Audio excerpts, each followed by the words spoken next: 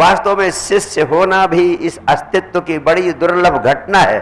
सदगुरु नानक कहते हैं, एक ओंकार सतनाम करता पुरख निर्भव निर्वैर अकाल मूर्ति अजूनी सैभम गुरु प्रसाद।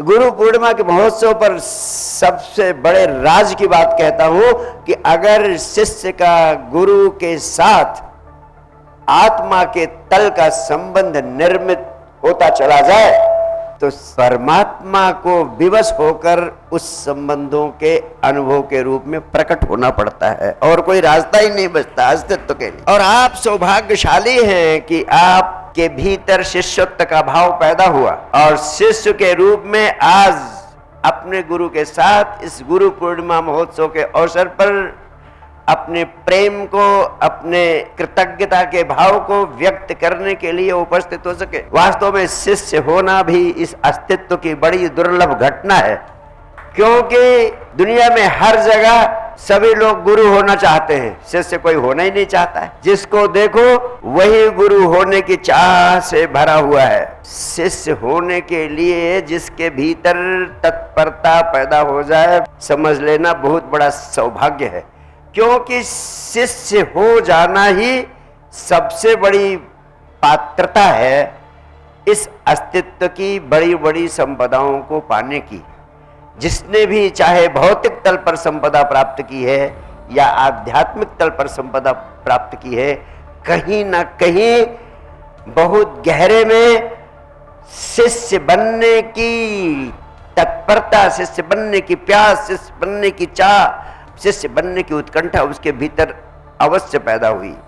सदगुरु नानक कहते हैं, एक ओंकार सतनाम करता पुरख निर्भव निर्वैर अकाल मूर्ति अजूनी सैभम गुरु प्रसाद। यानी एक ओंकार सतनाम, ओंकार ही उसका सतनाम है और परमात्मा ऐसा है वैसा है, अयोनी है, अकाल है, लेकिन मिलता कैसे है? सदगुरु नानक कहते हैं सैभम गुरु प्रसादी, यानी वो गुरु की कृपा से ही मिलता है और कोई दूसरा रास्ता नहीं। अगर मिल सकता है तो परम आनंद के रूप में गुरु की कृपा से ही मिलता है। और गुरु की कृपा कैसे मिलती है? सदगुरु नानक कहते हैं, सदगुरु की कृपा पाने का एक ही उपाय है, जो एक गुरु की सीख सुनी, यानी जिसने गुरु की सीख को सुन लिया उसी को कृपा मिल जाती है। सीख को सुन लिया यानी जो शिष्य हो गया, जो शिष्य हो गया उसी को गुरु की कृपा मिलती है। तो शिष्यत्व महाक्रांति है। शिष्यत्व का भाव तुम्हारे भीतर पैदा हो जाए तब समझ लेना कि इस अस्तित्व की विराट संपदा पाने की पात्रता तुम्हारे भीतर पैदा हो गई है। यही कारण है कि वेद और उपनिषद के ऋषि कहते हैं, ध्यान मूलम गुरोर मूर्ति। ध्यान का मूल गुरु का स्वरूप है, यानी गुरु के स्वरूप का स्मरण करने के बाद ही ध्यान में आप आगे बढ़ सकते हैं।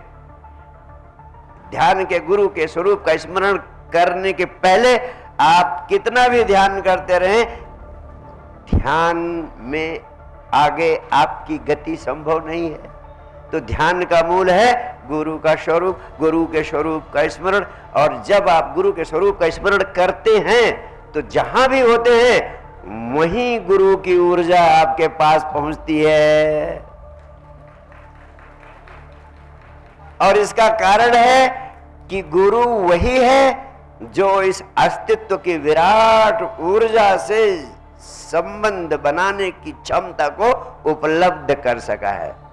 वो व्यक्ति जो इस विराट अस्तित्व से जुड़ चुका है, जब आप उसका स्मरण करते हैं तो अस्तित्व की ऊर्जा आप इस अस्तित्व में कहीं भी होते हैं आपको स्पंदित करने लगती है, वाइब्रेट करने लगती है। इसीलिए वेद के ऋषियों ने कहा, उपनिषद के ऋषियों ने कहा, ध्यान मूलम गुरोर मूर्ति। भक्ति। पूजा मूलम गुरो पदम, पूजा का मूल गुरु का चरण है।